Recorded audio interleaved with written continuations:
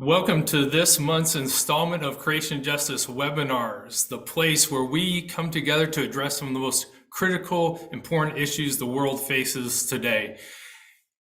We come together and we address these issues from a place of faith, from a place of deep care, concern, and commitment. I'm Brooks Barron. I'm the Environmental Justice Minister for the United Church of Christ.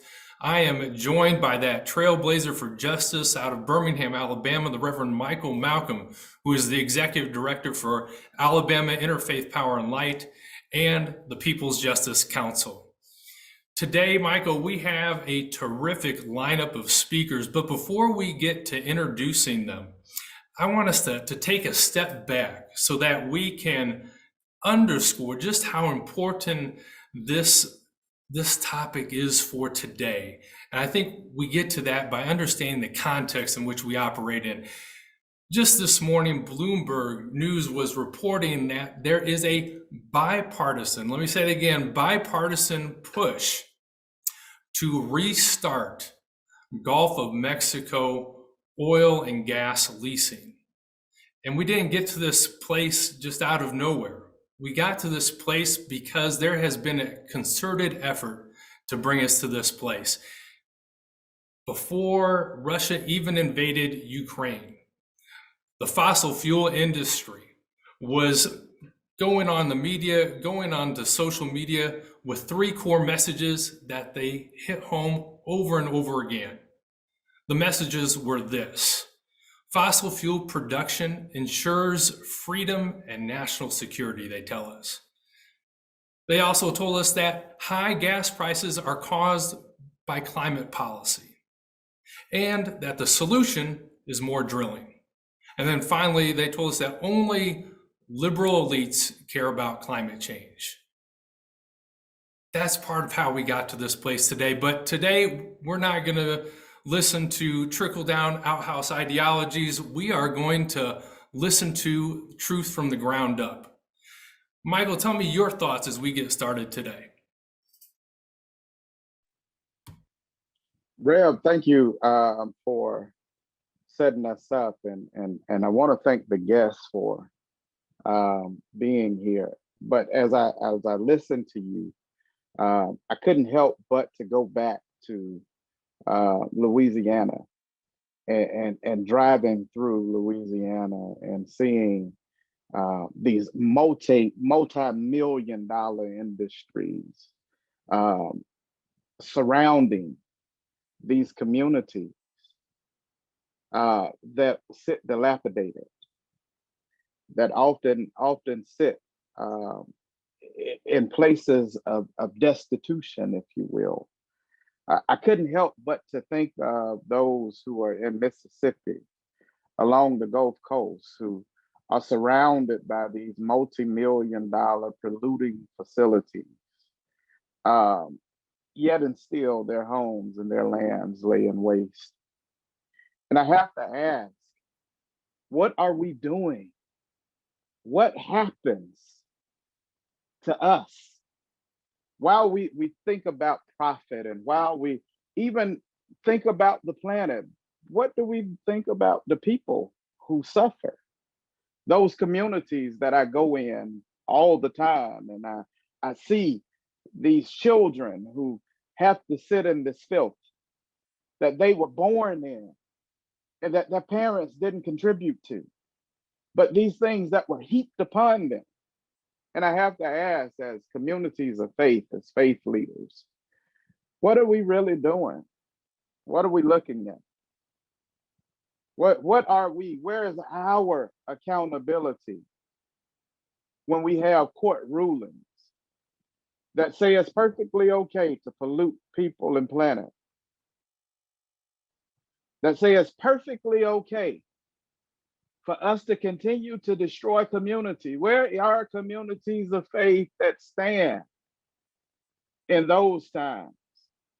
I think today is a good lesson for us, a good conversation for us to get us started and to really continue to stoke the fires that's on the inside of us, that burn on the inside of us, those fires that speak of justice, those fires that speak of equity, those fires that call for us to care for these communities. I look forward to this conversation, and I look forward to our continued work together as we push forward for justice and peace on this earth. Thank you. Thank you, Michael, for being our spark maker and getting us on fire and lighting the fire underneath us. I am now excited to introduce for the audience our three panelists for today. Up first, we will have David Gonzalez, who is an epidemiologist and an environmental scientist. He's currently a president's postdoctoral fellow at the University of California-Berkeley. He studies how pollution and extractive industries and climate-driven disasters affect reproductive health and contribute to health disparities. He teaches courses in epidemiology, environmental science, environmental justice, and geospatial methods. He received a PhD and MS in environmental epidemiology from Stanford University. Up next, we have Roishetta Ozane, who is the Healthy Gulfs community organizer for Southwest Louisiana and Southeast Texas. She works to bring communities together to stop the build out of petrochemical and fracked gas export facilities. She serves as a She Leads Fellow for the Power Coalition, where she empowers other women of color to bring about change. She is the founder of the Vessel Project of Louisiana, a mutual aid organization founded in the aftermath of several natural disasters. And then finally, we have Lois Bower-Bjornson, who is the Southwestern Pennsylvania field organizer for the Clean Air Council. She grew up and continues to live in Washington County, which is the most heavily fracked county in her state. She is the creator of Frackland Tours, which gives elected officials and media members a firsthand account of what it is like to live near fracking and related operations. Recently, Lois, along with Roishetta, were featured in a story from the online outlet Grist, and we'll share a link to that. David, if you could get us started, that'd be terrific. Good morning, everybody. It's a pleasure to be here with you all, and really excited to be part of this conversation. I'm also excited. I just got married a week and a half ago, so this is me getting back into my work brain, and very excited to restart myself with this conversation here today. So I'm going to be talking about some of my recent work that my colleagues and I have been doing on oil and gas production, how it impacts air quality and how it impacts the health of people living nearby, and how that led us to studying the legacies of environmental racism and how they've shaped who's exposed to oil and gas wells today. So I have a few slides to share. I know not everyone may be able to see them. So if you cannot, I will be making sure to explain everything as I go along.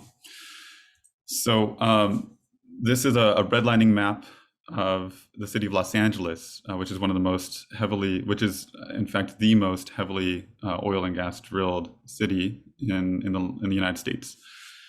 California, where I grew up, is a state that is one of the largest oil producing states in the country. So I've been doing some work in the state for a few years now on oil and gas. I grew up in California. I grew up in an oil producing region in a city with an oil refinery just a couple miles from my schools when I was growing up. So this is something that I grew up with and something that I wanted to understand as I was going about my educational journey and now professional journey as a scientist. Just in terms of what are we talking about with people living near wells, in some cases, people living directly next to oil and gas wells. This is a picture I took in the city of Signal Hill, which is in the southern part of Los Angeles. You can see here, this was a well that was actively pumping while I was taking this photo adjacent to a neighborhood where people are living their lives. And this is not uncommon. In fact, across the United States, an estimated over 17 million people live within 1 mile of an active oil well. And many more people live within close distances of retired oil wells, so old plugged and abandoned oil wells that may also be harmful for their health. So in some of my earlier work, I started out in this area by looking at does living near oil and gas wells increase risk of delivering a preterm birth? Preterm birth is a leading cause of infant mortality and can have lifelong consequences for the health of the child. So of course, it's something that we as public health professionals and, as, human beings want to make sure that we're trying to do the best we can to prevent it.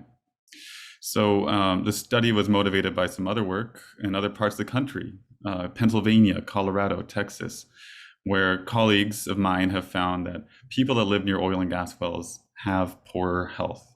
So this study added to that evidence, and we found that people that live near oil and gas wells were more likely to deliver preterm birth. So that's delivery before 37 weeks of gestation. And the risk was heightened for births to Black and Latino women. And that's something that we wanted to follow up on, and I'll get back to that in a moment. And in some other work, kind of building up on this, or following up on this, we found that living near, or we used air monitoring data collected by the US EPA and other local agencies, and we found that in California and likely in other places, people that are downwind of oil wells within a kilometer, so that's about 2/3 of a mile, are exposed to high levels of air pollution. So drilling new wells and increasing production at existing wells increase concentrations of air pollutants such as fine particulate matter, ozone, nitrogen dioxide, pollutants that we know are harmful to health, and for my purposes, we know can cause preterm birth. So it's helping us put the case together that living near wells can have like a chemical exposure for people that they are breathing the polluted air. There's also evidence from many other studies that have backed this up.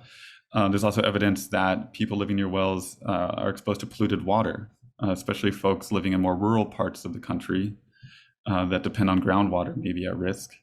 And there's also stress from noise and just the disruption that drilling oil wells can cause. And we know that stress and exposure to all of these pollutants can have adverse effects on our health.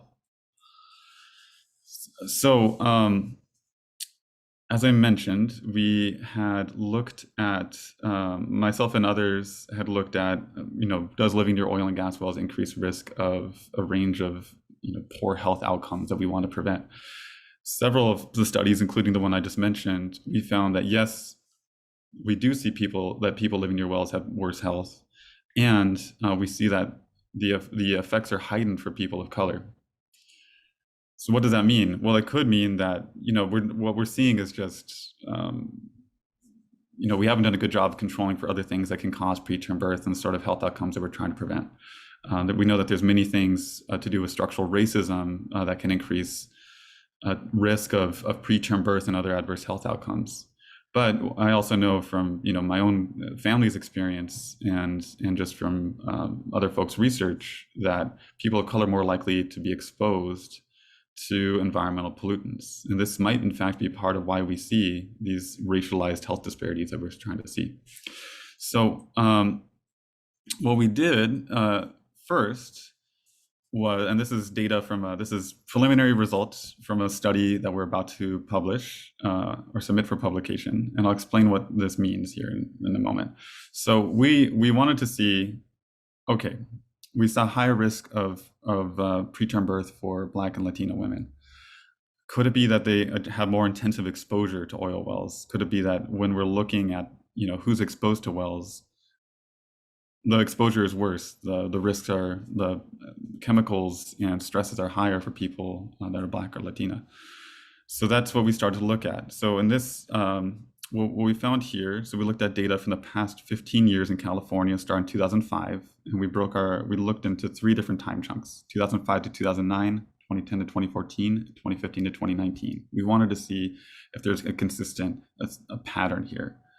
What we were trying to see is for our people that are living within a kilometer, about 2/3 of a mile of oil wells, are people of color disproportionately represented in areas near oil wells?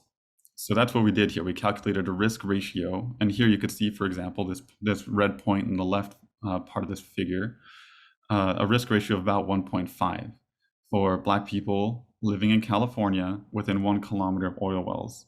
That means that what we can interpret that as meaning there's about 50%, 1.5, so 50% more Black people living within 1 kilometer wells in proportion to the statewide proportion. So Black people and Hispanic people are overrepresented among people living near oil wells. And we saw that was consistent throughout the study period. So throughout this 15-year span in California, Black people were overrepresented in areas where there was oil and gas drilling compared to the statewide population. Similar pattern for Hispanic people. In this figure, we're trying to look at, okay, well, you could be exposed to oil wells, but what does that mean? Because it could be that you're exposed to one active well, or you could be exposed to many wells. In some cases, some of the most productive oil fields in the country are in urban areas of Los Angeles near predominantly Black and historically segregated neighborhoods. So we wanted to ask the question, okay, so we see that people, Black and Hispanic people are more likely to live near wells. Are they more likely to live in areas with more intensive production?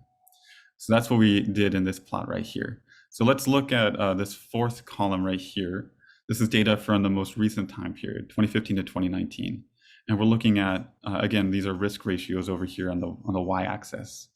So what we found was, and then down here, quintile of production volume. So we divided among people or neighborhoods with exposure to oil and gas wells, which ones had the highest exposure? Those would be in quintile 5 over here. The ones with lowest exposure would be in quintile 1. So the most exposed neighborhoods would be those in quintile 5. And what we're seeing here, and I want to draw your attention to the red graph, we're seeing that non-Hispanic Black people, not only are they more likely to live near oil wells, when they do, they live in areas with the most intensive production, the highest density of oil wells and the highest density or the highest volume of total production of oil and gas. So what does that mean? That means that in California, at least where we've done this study, Black and Latinx people are more exposed to oil wells. And at least for Black people, when they are exposed to oil wells, they are more likely to be in areas with the most intensive oil and gas production. And in our prior work and other people's prior work, we found that being exposed to more intensive production exposes people to higher concentrations of air pollution and stressors that can affect their health. This might be why we're seeing some of the disparities that we're seeing when it comes to the health of people living near oil wells. So this raises another question. How did this come to be? So to answer that question, just to expand on that, how did this come to be? Why do we see these racial disparities, at least in California, of who's exposed to oil and gas wells?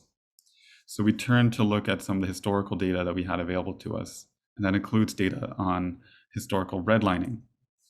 So redlining is a practice that began in the 1930s, but is really part of a continuum of structural racist policies that led to, that were aimed at basically creating segregated communities. So the Homeowners Loan Corporation was a federal agency created in the wake of the Great Depression in the 1930s, with the objective first of providing mortgage relief to people during the Great Depression. They were later tasked with doing this, what at the time was this hot new technique of doing area level mortgage risk appraisal. So instead of looking at individual household by household, they wanted to see at the neighborhood level, how much risk is there for borrowers when it comes to their mortgages. So the way that this was implemented, however, ended up explicitly taking the race of those residents into account. And let me say a little bit more about what I mean. So let's take a look at this neighborhood in northern Los Angeles. In fact, this is a neighborhood that I learned while doing this study. My grandpa and great aunties grew up in. They were children of immigrants from Mexico and lived in what federal employees with the Homeowners Loan Corporation described as a melting pot area of Los Angeles that has long been thoroughly blighted. And my family members were described, and their neighbors were described as uniformly of poor quality. And improvements are in a state of dilapidation. And they describe this area as fit for a slum clearance project. I also want to highlight, and I bring up my family because I think it's exemplary of what's, of many people's experience. My family lived here for 3 generations. So this area was not in fact cleared, but the household that my great grandma lived in and raised my grandpa and his sisters in still stands today in this neighborhood that was historically redlined. So I also want to point out, at the time that redlining was happening, oil production was already happening, at least in California and many other cities. So you can see right here, for those of you that have access to the screen, the Baldwin Hills producing oil field was already on the map. So oil production was happening. In fact, it peaked in Los Angeles in the 1920s and was happening in many of the cities across the US that were praised by the Homeowners Loan Corporation. So right now I'm showing a map of the cities that we looked at in this study that we did on historic redlining and oil exposure oil wells. So we looked at cities across the United States, 33 cities in total. And we did, for some cities where we had census data from 1940 census, we did some more sophisticated analyses that I'll describe in a moment. But our aim here was to look across the US at cities that had both redlining and oil and gas wells. And we wanted to see, first of all, do we see more wells in neighborhoods that were historically redlined?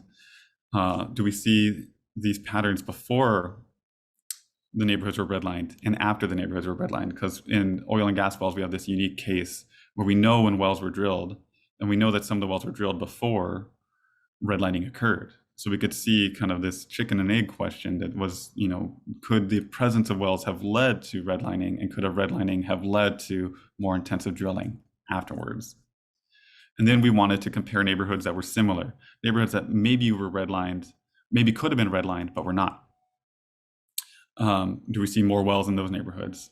And what I mean by that is based on 1940s census demographics. So neighborhoods that look similar in terms of the racial composition, the value of the homes, the income and educational attainment of those residents. Some of those neighborhoods were redlined, some were not. I just want to talk through, before I share my results and pass the baton on to the next presenter, how we did this. So what we did was, and this is that same neighborhood from earlier that I'm showing on the screen here in Los Angeles, where my grandpa grew up. Hulk appraisers, so Homeowners Loan Corporation appraisers, gave neighborhoods one of 4 grades. A D grade was the worst. So those are the, hazardous neighborhoods. They were defined as hazardous neighborhoods. They were marked in red. Hence, one of the reasons we call this a red line neighborhood. So physically marked in red on these maps. The best neighborhoods received a grade of A. And those neighborhoods were marked in green on these maps. There were also a gradient of neighborhoods. B neighborhoods were second to A, just A, B, C, D, sort of like grades in elementary school. So D was the worst, A was the best. We looked at the sheer number of wells that were in A graded, B graded, C graded, and D graded neighborhoods. Again, D are the red line neighborhoods. And we saw consistently, no matter how we looked at it, the most wells were located in redlined, D-graded neighborhoods, both within, and then we also looked just outside the neighborhoods because people, you're still breathing pollution even if you have wells just outside the neighborhood. So we looked at both, how many wells are in or right outside of the neighborhood. When we looked at wells that were drilled before redlining occurred, we again saw that there were many more wells in historically redlined or those D-graded neighborhoods. So there were more likely to be wells in neighborhoods that went on to be redlined.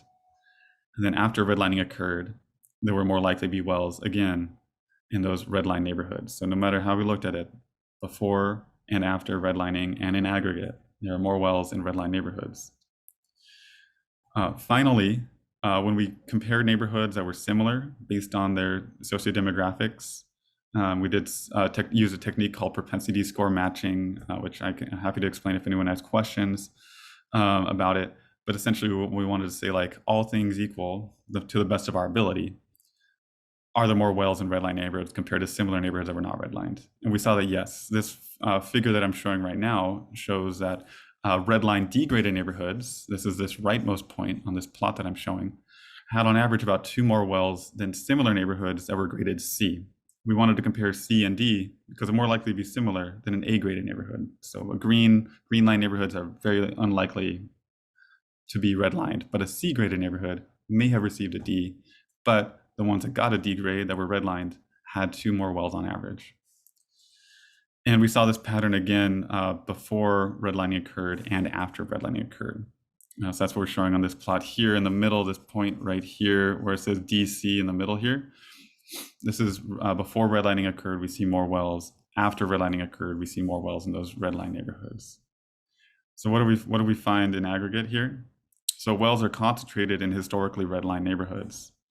We saw this pattern both before and after redlining occurred. And I think this is important because in some ways, redlining is just one of a continuum of policies and was not the first policy to create, these racially segregated neighborhoods, but it sustained and enshrined in policy existing disparities and helped perpetuate them because it led to systematic disinvestment. Worst grades from the Homeowners Loan Corporation were across the board significantly associated with exposure to more wells. And I think other structural factors beyond redlining deserve study. Redlining was one practice for a couple decades of the 20th century. There are other policies that continue to lead to racial segregation and disproportionate exposure to hazards in the environment. And that's something my colleagues and I are building on as we continue our line of work here. This paper I just shared with you is published in a journal, the Journal of Exposure Science and Environmental Epidemiology. It's free to read and in open access. So if you want to see more, you can read this study here, and there's some reporting available on it as well. Thank you so much for your attention, and I look forward to talking more later on. David, thank you so much for that powerful introduction and overview to such an important topic that is so fundamental to helping us understand what has shaped our present circumstances. We'll now turn to Lois, who will speak to us from her experience in Pennsylvania. Hello, thank you so much for having me. I'm very happy to be here. My name is Lois Bower-Bjornson, and I am the Southwestern Pennsylvania Field Organizer with the Clean Air Council and the host of Frackland Tours. We did implement Frackland Tours to give people a firsthand account of what it was like to live and grow up in Southwestern Pennsylvania in the shale fields. I'm from the area. I, grew up there in a small coal town, so I'm no stranger to industry, and I know what happens when it's there and then when it goes away. I did want to try to share my screen with one thing, and I apologize. This is the oil and gas threat map. So hang on one second. Let me share this with you all.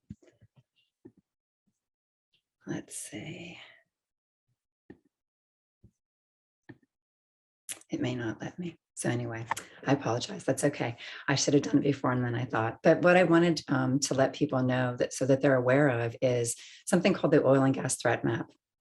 And this is a wonderful tool so that you can go to this site, pick on your state, and the right-hand side, put your address in, and then you will see what basically is encompassing you and around your house.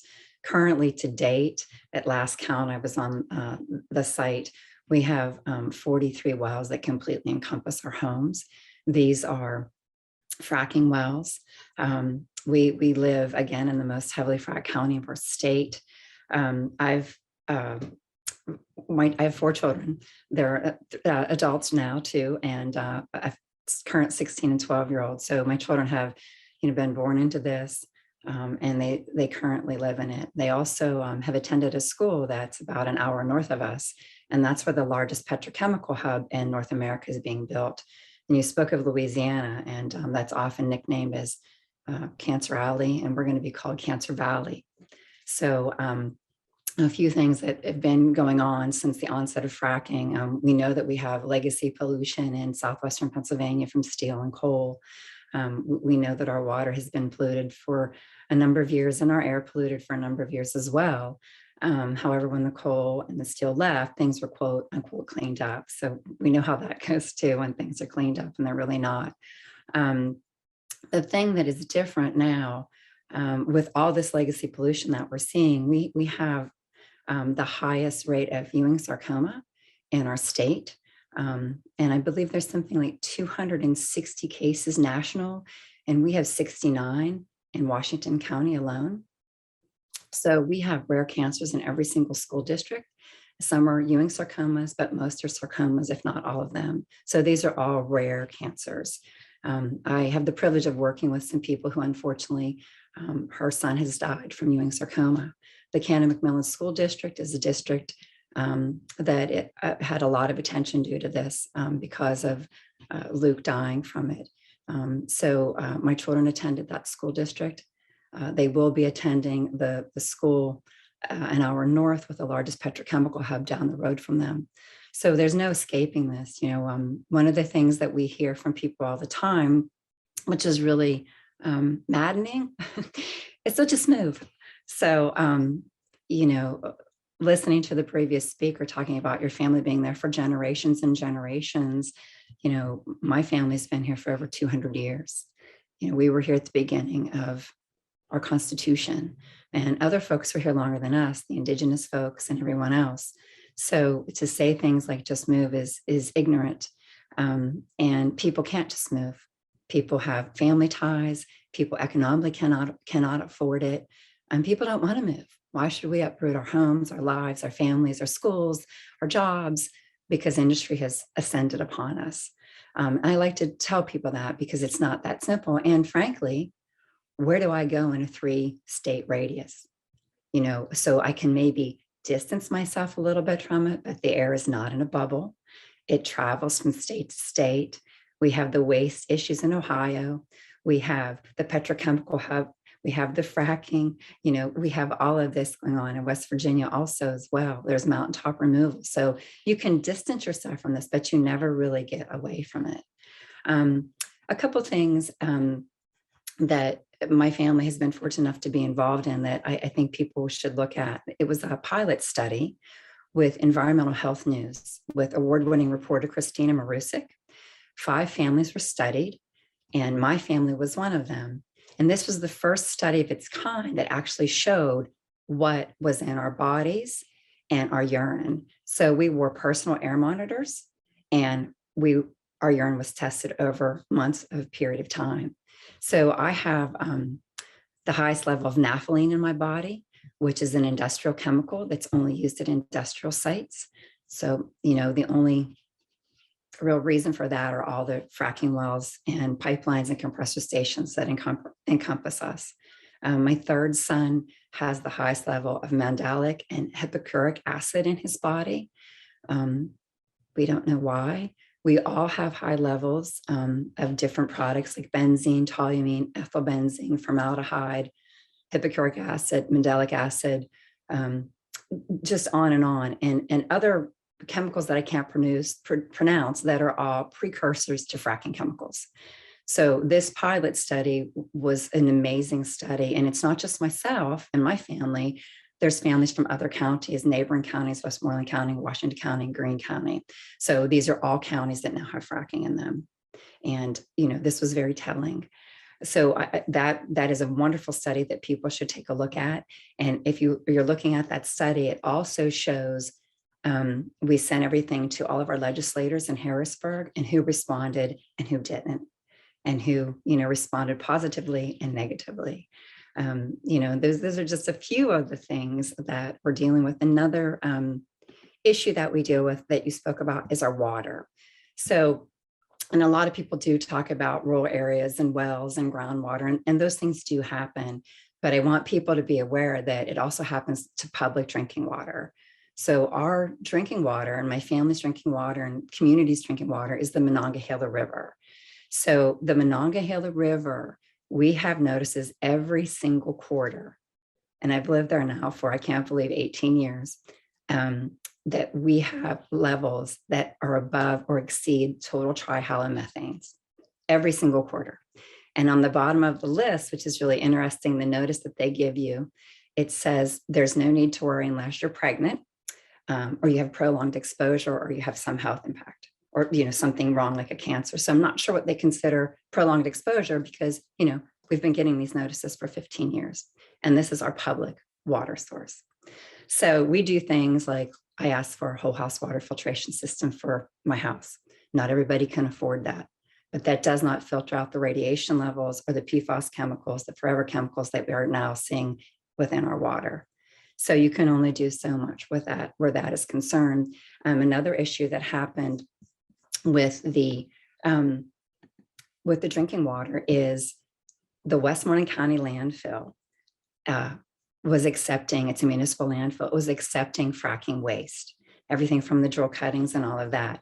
And so, when you're at a landfill, whatever trash you take, there's this soupy like mixture water called leachate.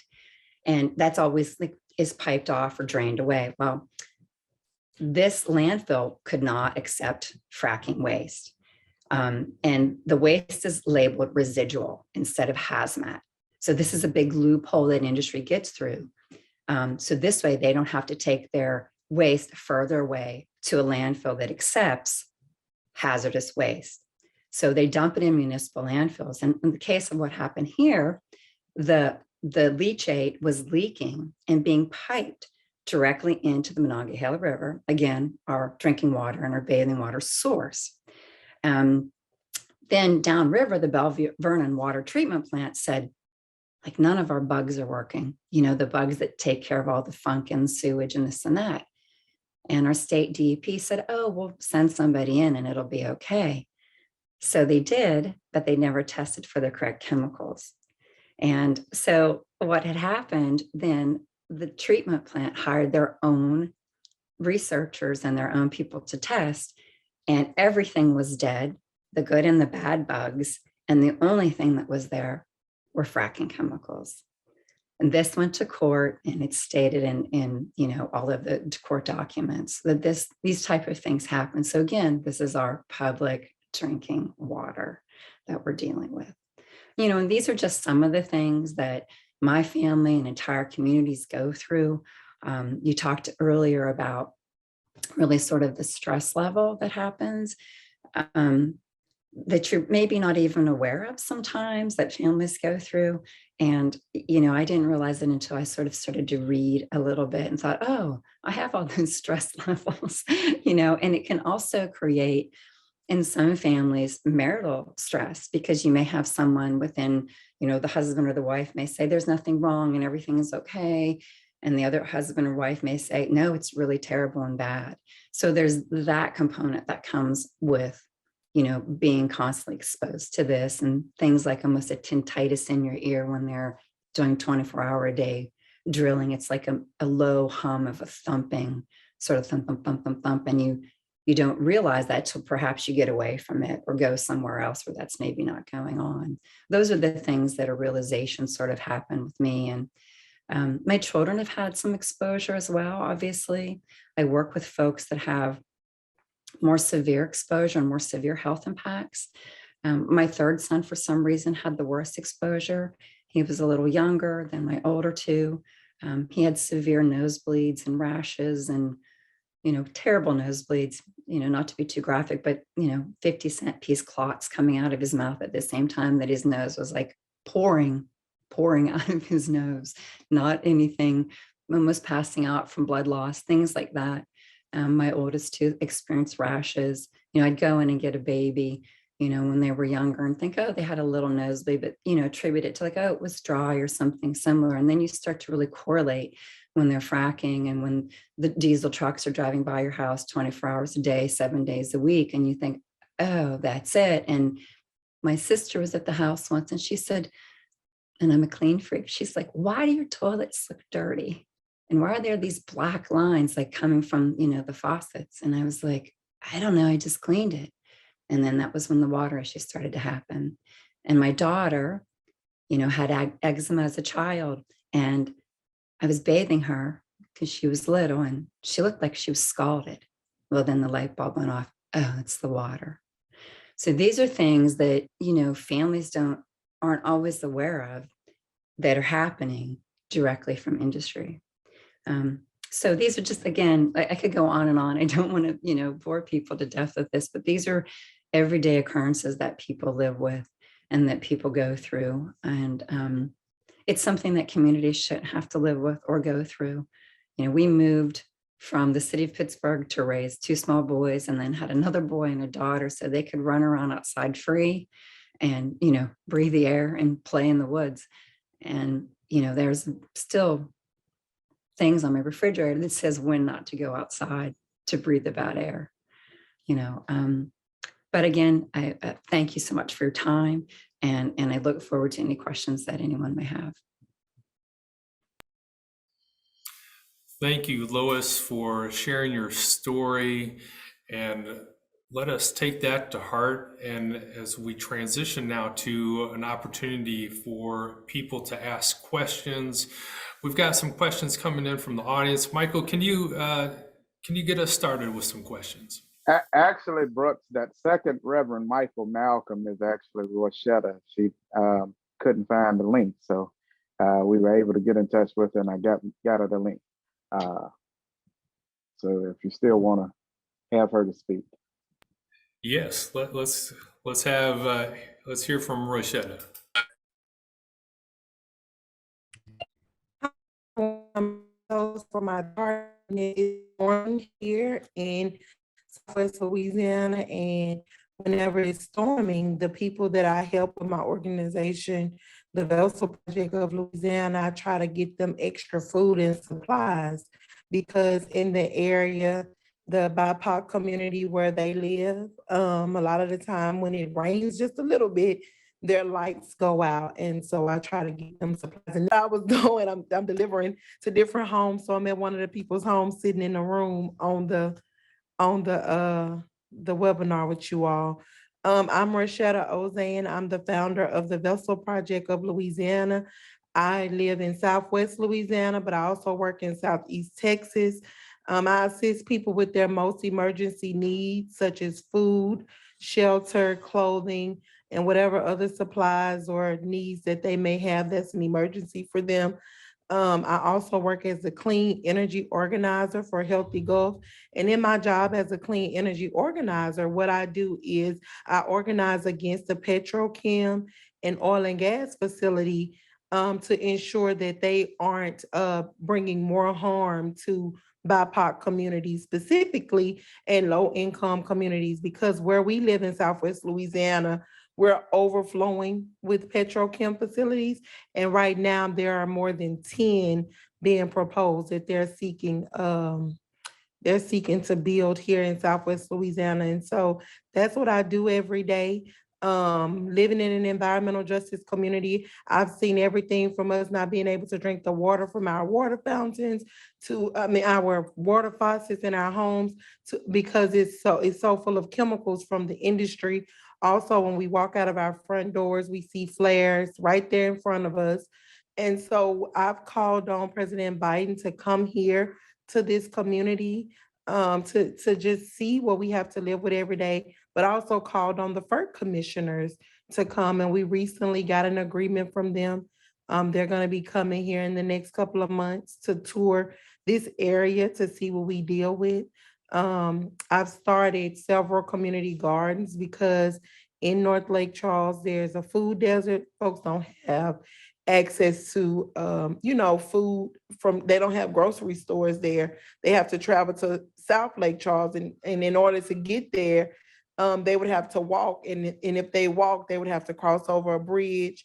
And so we know that's just not safe or doable. So we've implemented some community gardens over there in that neighborhood, but also doing things every day, community projects every day. Like I told you, I'm out delivering supplies, but I also do a summer feeding program every day, Monday through Friday, starting at 11 o'clock. We have about 150 meals that we give out, and we run out every day with the line still waiting on more food because it's simply not enough. So that's the community where I live. I work in this community. My organization is here, but I fight for the community because I live here. My children are here. I'm a single mom of 6.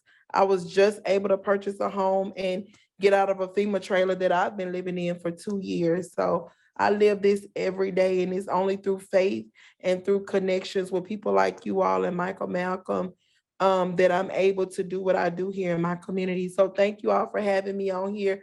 Again, I apologize for my tardiness but I'm a real person who works in the community on the streets every day. I'm either knocking on doors, feeding people, delivering stuff in somebody else's home, helping them out or whatever. So I try to get on things like this because I want the awareness about our community, but sometimes I run into obstacles like today. So thank you again for having me. Thank you for joining us. We appreciate your service to your community and you're finding time to make time for us and for our audience here. Michael, we'll transition now to questions. Yeah, thank you, Brooks. Let me first say that a few weeks ago, we were in Baton Rouge together, me and Roishetta, and while we were in Baton Rouge, you could see petrochemical facilities lined throughout Baton Rouge. And to see those people, the homes and the conditions in which they live in, I must say again, you all, and I want you to hear me clearly, it is a damn shame. It's not just a shame, but it's a damned shame for us as communities of faith to see our communities sit in dilapidated situations or circumstances, if you will, while we have multi-million-dollar industries that are doing this to us. They are bullies to our community, and it's time for us to stand up and fight for those who we love and care for, which are our communities. Uh, First question, how invested are those fossil fuel infrastructures in California in Democratic candidates? And I guess what they're asking is, how much money are our Democratic candidates getting from these fossil fuel industries as well? Well, yeah, I think it's a very interesting question in California, where we have a Democratic supermajority in our state legislature. So we're a Democratic state. There are no there. Every statewide office is held by a Democrat, and California continues to be one of the most productive oil and gas states in the country. And I can't really speak to individual Democratic, you know, I don't really know how much they're donating to individual Democratic or any political campaigns. But I think when I think about the political aspect, I think about it in a few different levels. So one is regulation happens locally at the count, like in the cities and the counties, which also regulates places that aren't cities. So unincorporated communities, many of which have oil and gas production, and then at the state level. So California is, I like to think of it as a country. We're like an extremely diverse state with 40 million people. And, Kevin McCarthy, the Republican minority leader, is from Bakersfield, California, in Kern County, which is the most productive oil and gas, county in the country, more so than any county in Texas. So I just bring that up just to illustrate the political and economic and, all the diversity that exists in the state of California. And Kern County has a reputation for being kind of more accommodating of industry and less responsive to the concerns of environmental justice communities. So regulations at the county level are not as stringent as they are in places like Los Angeles County, which recently instituted a ban on new drilling of oil and gas wells. Los Angeles has the second most oil wells in the state. So that's one thing. And then at the statewide level, the oil and gas industry is one of, if not the largest lobby in the state of California, which again, I think is interesting given how robust the economy is in this state. Across many different sectors, the oil and gas industry is very active in lobbying at the state level. So California is undergoing a process right now that would create a buffer distance or setback zone between oil wells and where people live, work, and go to school and play.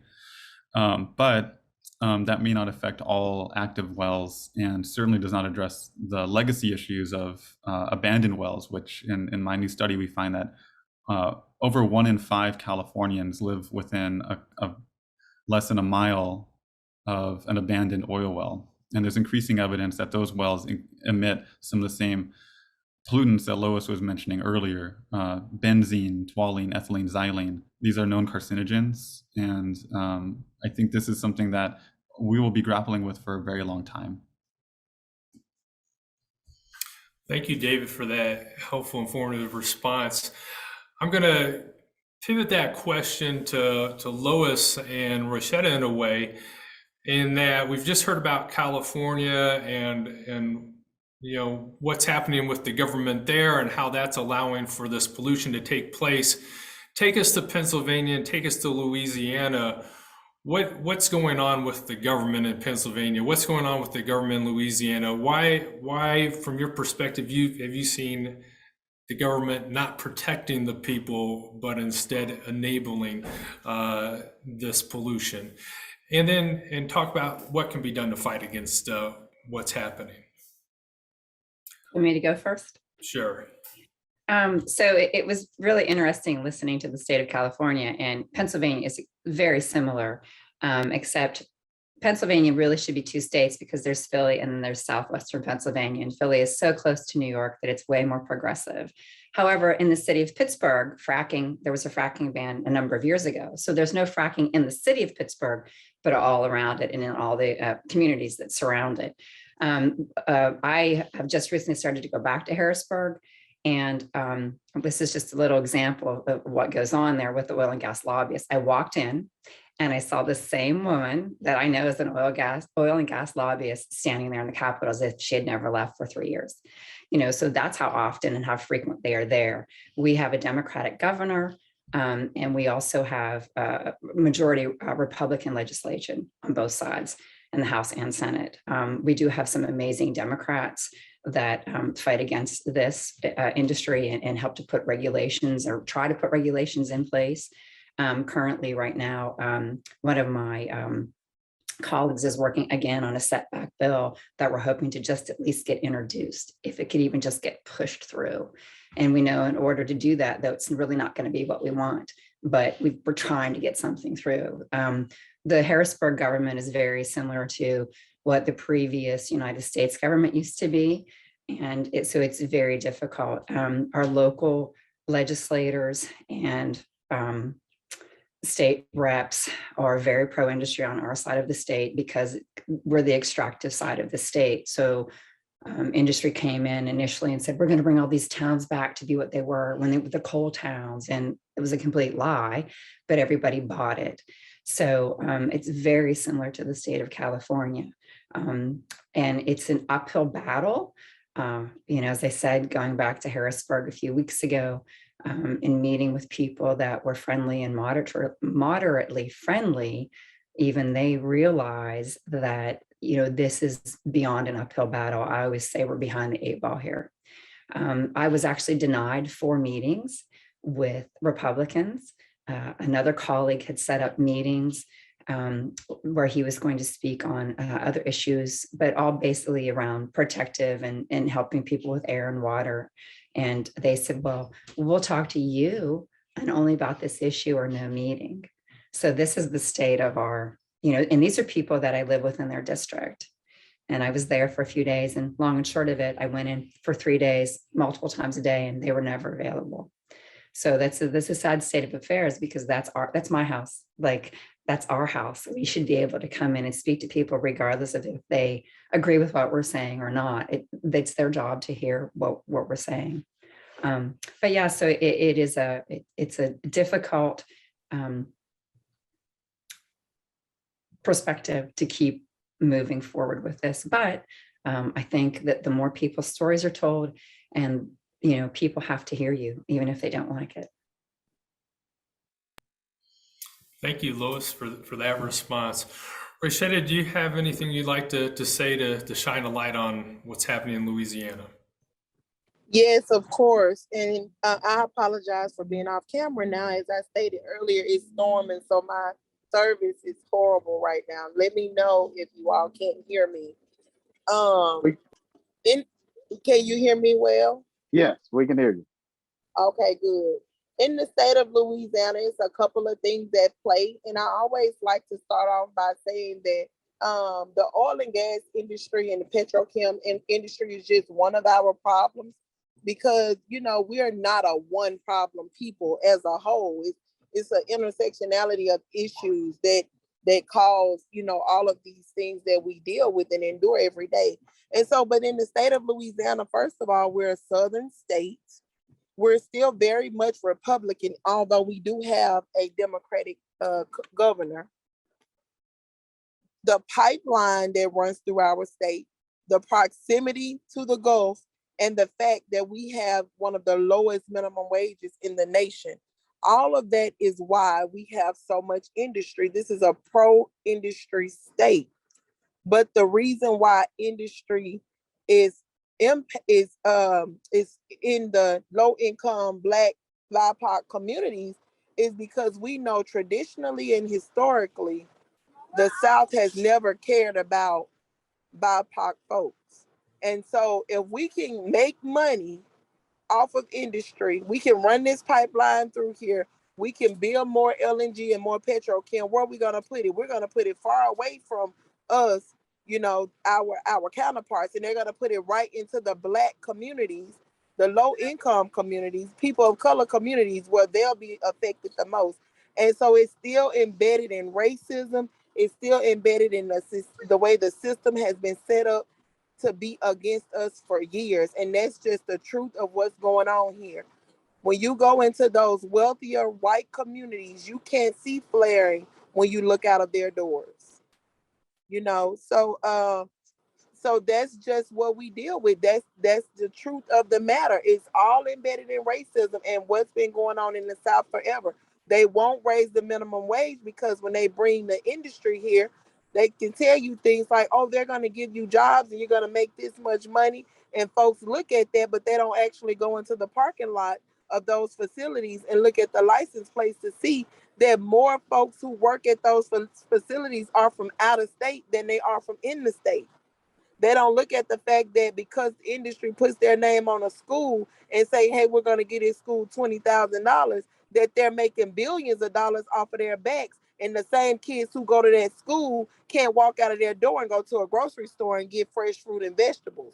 It's all a facade that the industry puts up in front of people, and it makes them think they're doing good for the states, when in actuality, we know that Black and brown people have a higher case of all kinds of health disorders, such as asthma, such as heart disease, such as cancer. We have a higher chance of dying from these things. And those are the things that the plants make us more susceptible to. So if they can put those industries in our neighborhoods and we can die off quicker, it doesn't matter to them. It doesn't bother them. They've been killing us for years. And so, like she said before me, we have to continue to tell our stories. We have to continue to stand on the front lines. And like Reverend Malcolm said, we have to be damn tired and let them know that we are, and that we can no longer be sacrificial lambs. It's just the state of the matter of the South. They don't care about us, and they're going to continue to give us those things that don't benefit us but benefits their pockets as we continue to try to scrap and scrape our way to the top. When you look at Southwest Louisiana right now in Lake Charles and surrounding areas, there's still over 1,000 people in FEMA trailers from a storm that happened 2 years ago. We're in hurricane season again. If you were here now with me, you would see that the way it's raining now, the way that these storms have intensified, there is only one thing that could be the cause, and it's global warming and climate change, because of the industry and the impacts of the greenhouse gases that they release every day. So I don't know how else to say it in a more professional way, but the thing that the bottom line is, it's all embedded in racism and the fact that we are in the South and they do not care about us. Thank you, Roishetta, for being a truth teller. In our line of work, we would say that you are speaking in the tradition of the prophets. And so I'm ready to ordain you right now. We want to ordain you. Reverend Michael, we are coming up on the end of our time. Unfortunately, all good things must come to an end. At the top of the hour, we will transition, as we always do, as we say goodbye to our panelists. We will say hello to Thaddeus Elliott from our DC office, who will give us the latest updates on what's going on in Congress so that we can take some action at that level. But Michael, what are your thoughts as we wrap up this incredibly powerful session that we've had? As we've heard the various human casualties and the injustices that are happening to our human beings through these polluting facilities and through this polluting industry, this extractive industry, there's one thing that we didn't talk about that I do want to bring to your attention. Here in the state of Alabama, in particular in Birmingham, one of the hardest hit communities from industrial pollution is northern Birmingham. Do you all realize that there are no viable healthcare facilities? They had one hospital in that community and they closed it down and moved it to the suburbs, to the white part of town. The hardest hitting polluting facilities, hardest hit polluting communities don't have health care. What does that really say about how we care about those who we see as commodity, who we see as expendable? Again, beloveds, we have something to fight for. And we, as communities of faith, as those who are believers in both community and in the cosmos, we have something to fight for, and we need to stand up and start fighting. Brother Thaddeus, I'm here to listen at what steps we need to take next as we fight together. Thank you so much, Michael, and a big thanks, round of applause, lots of gratitude to our speakers and panelists for today. We are so grateful that you joined us, and we look forward to this installment of Creation Justice webinars living on YouTube so that people can continue to learn from your wisdom and knowledge and what you have offered to us today. So thank you so much for joining us today.